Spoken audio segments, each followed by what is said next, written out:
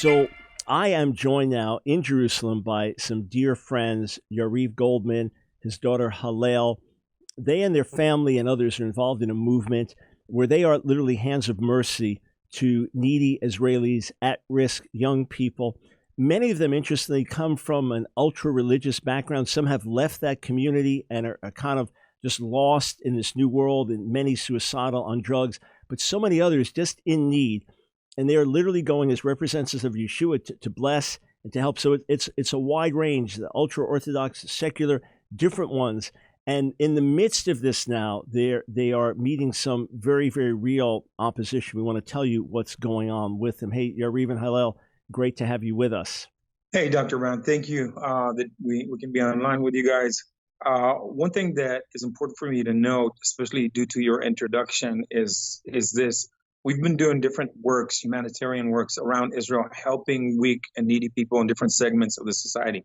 When we came to Jerusalem, the basic demographics of Jerusalem is so that the most needy in the society, especially amongst the young people, are 90+% either Orthodox or Orthodox background, meaning they dropped out. So these are the people that as soon as we basically reached out, and as we do in other places in Israel, what can we do to help society around us? The immediate amount of people from Orthodox background was so evident with their unique needs. And in terms of reaching them, it's also important for me to say that one of the things we do is trying to normalize the relationship between Messianic Jews and the Orthodox people. There's been like a wall of demonization for around 2,000 years, increasing between Orthodox Jews and Messianic followers of Yeshua. And we're really trying to break down that wall of demonization and create this normalization in relationship, basically saying, hey, we're here, and have dialogue with ultra-Orthodox Jews around us. And this dialogue produces amazing works that touch and reach society around us, because we have so many things we agree upon with them, especially my daughter Hallel, which you're going to be asking her questions, I'm sure. One of the things she does is in her works of humanitarian works in southern Tel Aviv, with the lost, the drug addicts, the street people, the prostitutes, she brings with her, she has volunteers from ultra-Orthodox background. So that's one example of cooperation that can happen when we normalize the relationship and start a fruitful dialogue. Yeah. Can I just make... Yeah, please, Hallel. Go ahead. Yeah, one thing clear is that our purpose is just to love them because we believe that God loved them. And we will love them with whatever religion they come, with whatever belief they come. We respect them. And of course, we pray for everyone to find the light that we find. But our purpose is just to help, because we believe we've been sent to help. So, yeah, and as he said, this is the public that is available there. This is the public that is in need there. But the way they're representing that is as we come with one purpose of converting them. So I just want to make clear, our purpose is to love them because we believe God loved them. And yeah, with whatever they believe. So it would be like, say, Christians after an earthquake or in the midst of a famine, they come with relief and they help the people. They rebuild homes. They provide food for the hungry. They work because they love these people. And that's what followers of Jesus Yeshua do. We show love. Now, ultimately, yes, we would love for them to believe what we believe and to see our love as a reflection of our faith. But this is not some bribe, some setup. We're going to give you food and then secretly tell you this message. No, this is who we are. We're followers of Yeshua, and we love you, and we see you have a need. We have friends in another part of Israel that for years, they've ministered to homeless on the streets and to severely disabled kids, just to have a loving smile. And they do this. Some of them, they know they'll never be able to communicate the message of the gospel to them, but they love them because that's what you do. So it's really important, because within Israel, you hear the word mission. You're going to be called missionary. And then with that is this baggage. You're going to come in with a deceitful message, or you're going to come in and try to bribe or force people to convert, where it's quite the contrary. as followers of Yeshua, you're going to love people, and you discovered that many people in this community are very needy. So you mentioned some that have come out of, maybe they were raised ultra-Orthodox, and now they're not living in that community anymore, but many of them are kind of like fish out of water. They don't really know how to function in society, may end up on drugs. And so these are some of the people that you're helping. Correct. There's been so many, and here's how you can see some of the hypocrisy of some organizations like Yad Lachem and Lehava that were targeting us, because they know about these dropouts. There are thousands of them every year. And these kids are kind of kids, different range, from all the way from teenagers to young adults. And they are basically left out of society. So many of them, we hear case after case of suicide, drug abuse. And we have come to know them and love them. And one of the great things that many friendships have developed. And so basically, when they began to defame us and issue publications and warnings against us, they said these people, are crafty people, and they schemed a plan to reach these dropouts out of the Orthodox community, and we're going to expose them for what they really are. And by the way, right now, we will start doing more for the youth and for the young people. And I'm like, you're kidding me. Yeah, you didn't care about them before. Thousands of them just wasting their life because they turned their back on your system of belief. And now that the evil missionaries come, now you remember them. And so that was and talk about the ridiculous assumptions that they have and how they defame us. That cooperation that I shared about before, when we have Orthodox background people come with my daughter Hallel and come with us with our ministry to the streets, to the darkest places to minister to people and help them together. What they said is ridiculous. They said, oh, that's the missionary tactic. They take you guys to the streets of southern Tel Aviv so you would experience trauma by seeing this immense need around you. And because you experience trauma, now you are susceptible for their gospel. I mean, that's ridiculous. Yeah, well, look, and that's their they can't fight you with truth, because what you're doing is truth based on love. Look, you even had a bunch of at-risk young people come to a center and just to hang out and spend time. But because they're young people and it's illegal in Israel to proselytize children under 16, you didn't say a word to them about Yeshua, about faith, or anything. So they'll claim you're being deceitful, though the fact is you're honoring the fact that if they have a need and you can meet them, you're going to do it. Hallel, before we talk about what's happened recently and the attack, and the reason we're drawing attention to this now is because one of the places where they've been meeting has been physically attacked. And every group has bad apples. There are Jewish thugs, just like there are Muslim thugs and Christian thugs and atheist thugs. Exactly. So there have been thugs that have been coming after them. Hallel herself was attacked. We'll show you some of the damage. Windows broken with stones and bricks, and very difficult to get the police even to follow up. But Hallel, some of the young people that you're meeting, they have a lot of needs. Describe some of the young people. What's happening in their lives? How needy are they? How are they hurting? What type of people are you ministering to? First, I'll say that we were excited about working together with the Orthodox just because we believe in unity. We believe in one nation, the Jewish nation, that should come in unity, even if our beliefs are different. We believe in peace. We really do. We believe in love. So this is where we are excited by this coming together of a Messianic Jew and Orthodox Jew. And so I just wanted to make this clear. And about those young people, so very lost and very hurt from religion, very hurt from the God that they knew, that been painted to them in a very different way than the way we see God as a loving God. And, it's a very close society. So like every close society, they have many abusion and stuff like this. And when you go out, you really don't know how to deal with the world. You feel always like you're not okay. You don't know even the language and the way people outside are acting.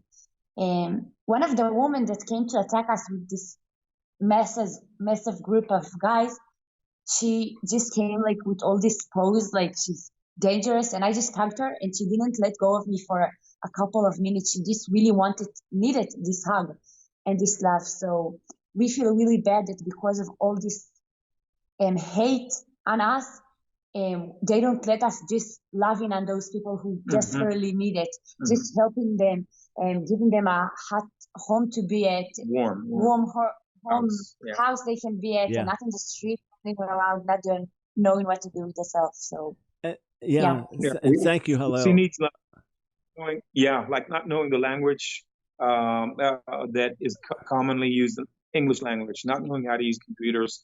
Many of them not knowing math, not having taken school tests or exams, so not knowing how to deal or speak to persons of the other sex. So we see many aspects of being like having been raised in a dysfunctional surroundings, and so with that, many of them get on psychiatric medications. Many of them cannot code or find a job, and there are different organizations which are governmental trying to help them, but not enough. And mostly they need to see healthy relationships, healthy families. For example, they see us as a family. They see my daughter and I working together in various aspects, and they are amazed at the relationship. Let me just jump in for a second, Yarif. Because I want to get to some of what's happened recently with literal physical attack on you and your family, and on a place where you were meeting. I know you offer to pray for people though as well in Yeshua's name, or bizchut Yeshua, in the merit of Yeshua, something that some of them can relate to. Have you seen God literally touch people, heal people, reveal His power to them, and they realize that this is not just some religious belief. This is about a real Messiah who's really alive? Well, we've seen this happening in different parts of Israel, not just with the people in Jerusalem who are from Orthodox background. When we go about doing either humanitarian work or during the day, and we'll stop people and we'll say, "Hey, can I bless you? Can I pray for you?" And I know my daughter does that. I know I do that when we feel it's appropriate, and that's quite a lot. And the responses vary, but hardly we hardly get to a place where we have prayed for somebody and they don't experience something. That hardly happens. But the degree to which they experience varies. Sometimes it's just, wow, that was special. What was that? I'm like, okay, I'm a Talmid, I'm a follower, I'm a Chassid of Yeshua the Messiah. That's, I believe, the blessing of God, the love of God, the presence of God. That's how He wants you to live your life. And then I'll share something depending on the amount of time that they have. I'll share something short or something longer, and see if there's interaction going on. Others, they'll burst into tears and they'll cry and they'll want to stay in contact. Others, we've seen healings on the street. She's seen lots of healings on the street. I've seen some healing on the streets or in different junctions of interaction with people. So we see a whole array of responses. Thank God. Yeah. The God of Israel is alive. Like, it's not even something we should thinking about how make it show. We believe He is alive, and when we go in His way and in His love, it is showing. And we are seeing it, and we will not let it be shut down by threatening or by hate. So, and it's not even something we do. He is alive, and we walk His way. So others see it as well. Yes, for sure. Yes, he's demonstrated he's demonstrated in our lives being changed. He's demonstrated by our acts of mercy, and He's demonstrated by acts of power. So we have talked over the years that as some of these very religious Jews, some have left the community already, some are coming to faith, that they really need a place where they could stay, a safe place where they could come and have questions answered, maybe a place where they could live and learn skills and things like that. And so ultimately, there should be many, many places like this in Israel and outside of Israel. But as you've been working on this a movement we call a Dulam, and there was one location where folks were coming together and meeting, and you're ministering to them and just loving on them, as you said. So some of the ultra-Orthodox found out about it. One rabbi who's actually known as a rabble-rouser, the more I was looking at him and reading about him, I mean, whether it's racist statements about Arabs or others, very controversial even with the government.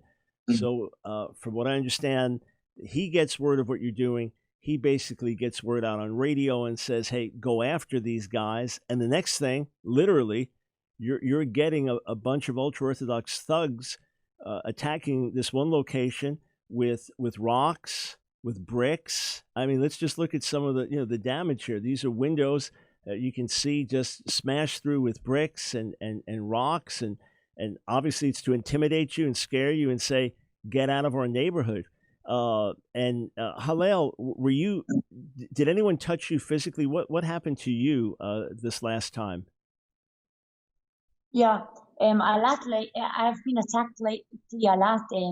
Basically, it's a free country. Everyone should get his right to believe in what he believes, and I shouldn't be scared or ashamed to talk about it. I'm not trying to mentally affect anyone. I'm just sharing the change that I had, just being me, actually. And people find it very bad, as much as for the past 2 weeks, I think, almost every day I had people break into my house, tear everything down, and throw rock. They broke all the window glass. They broke the door in the middle of the night. In the day they come, they push me, they throw rock at me, and constantly I get threatened on my life that I will get burned and die if I won't leave the place. Me and my sister and her husband, who are living there together, we get many attacks. So basically, we have this community there going on where people can come in and experience warmth and love, and many people do, and on a spectrum of religious beliefs. And they come, and it's a peaceful haven. I bring we spent the whole day there. My little children, my wife, we spent the entire day there. And in a couple of these attacks that happened, we just had a new baby, my wife and I, so I wasn't there. But my 3 youngest children were there, and it didn't affect them that Hallel told them there are young children here. They still came through rocks, through stones. Now I have to say that many of the people are young adults and teenagers that are surrounding some of these very charismatic rabbis, and they just look for action. We have nothing against them. They're just like that. They're bored. They look for action. They don't know anything. People tell them, oh, they're missionaries. We now are friends with many who frankly told us, hey, in the past, if somebody would have told me a year ago, hey, there's missionaries here, I would have gone out with them and tried to attack you guys. I would have thrown stones at you guys. But now these same people are our friends. And some of these people have stood up for us and defended us. One person even went to the police to press charges against the attackers with us. We have people from Orthodox background who are current ultra-Orthodox defending us on social media, on WhatsApp groups that we've created. So we don't see them as enemies.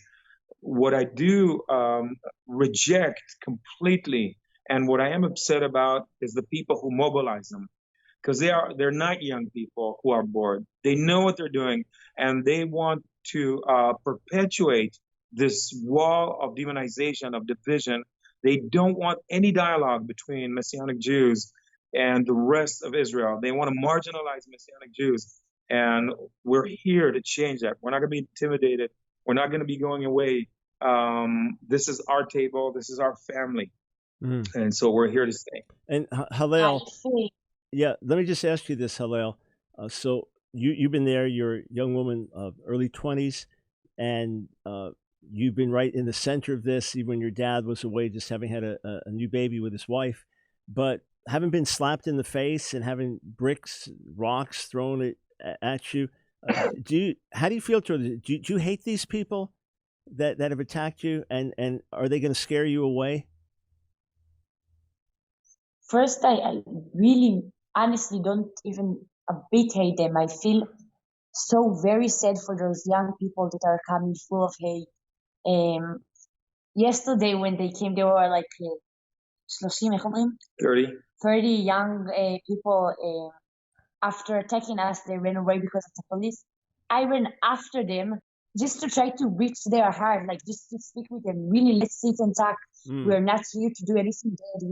We are. I feel very, very bad about their situation.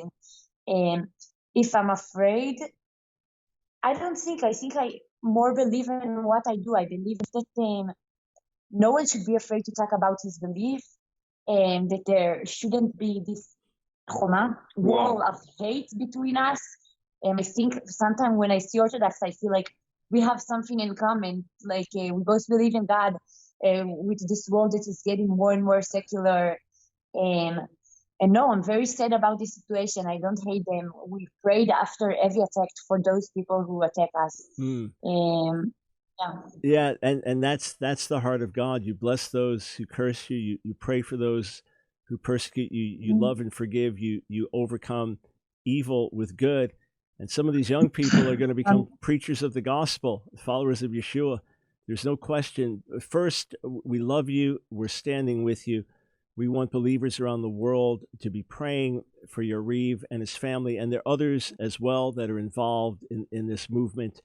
And friends, we want to declare that this is only a seed that's going to grow and grow and grow in many, many ways. We want you to stand with them.